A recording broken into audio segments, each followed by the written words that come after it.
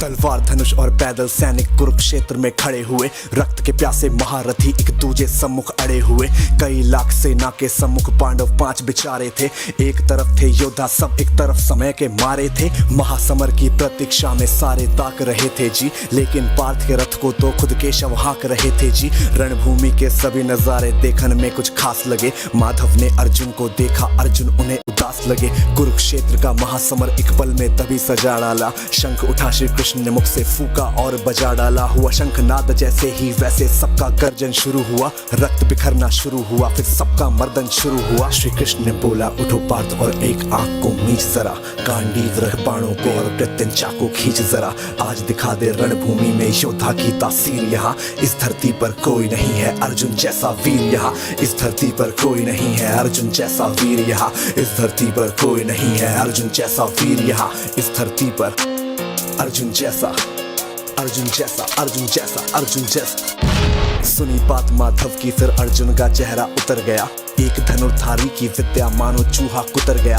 बोले पार्थ सुनो कान्हा, जितने सम्मुख हैं ये खड़े हुए, इन्हीं सभी से सीख सीख हम सारे भाई हैं बड़े हुए।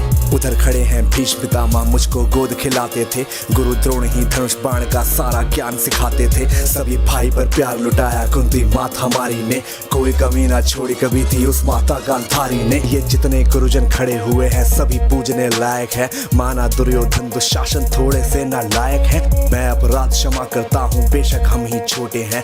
जैसे भी हैं आखिर माधव सप्ताऊ के बेटे हैं। इतने से भूभाग की खातिर हिंसक नहीं बनूंगा मैं। स्वर्ण लगाकर अपना कुल विध्वंसक नहीं बनूंगा मैं। खून सने हाथों का होता राजभोग अधिकार नहीं। सबको मार के गद्दी मिले तो सिंहासन स्वीकार नहीं। रथ पर बैठ गया अर्जुन, मन अपना क्यों था मोड़ दिया। आंखों में आंसू भर के गांडीव क्यों हाथ से छोड़ दिया। छोड़ दिया मतलब तुम युद्ध नहीं करना चाहते। पार्थ मुझे पहले बतलाते, मैं संवाद नहीं करता। तुम सारे भाइयों की खातिर मैं कोई विवाद नहीं करता।